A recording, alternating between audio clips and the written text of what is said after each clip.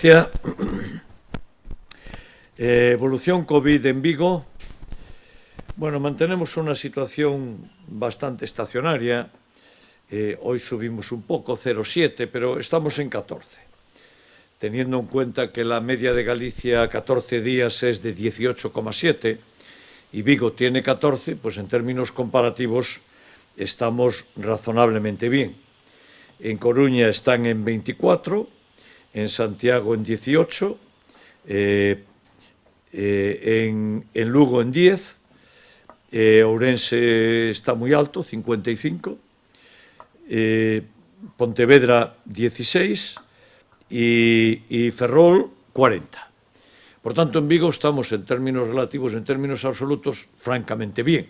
Pero en una situación de estabilización en torno a 13-14.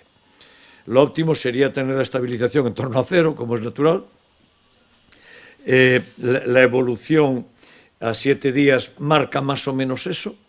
Hoy bajamos 0,7, significa que a 7 días estamos en 6,7 y eso son pues 13,4, en suma lo que tenemos. Estamos estabilizados en torno a 13-14. Bueno, tenemos que seguir manteniendo la razonable prudencia. En términos COVID eso es muy bajo y por tanto la evolución de la pandemia en Vigo va bien.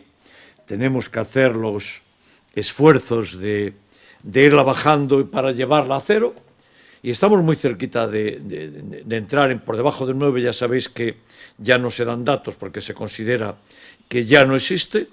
Así que, estamos en buena senda, pero hay que esforzarse un poquito más para conseguir que la pandemia tenga reconocimiento público 0.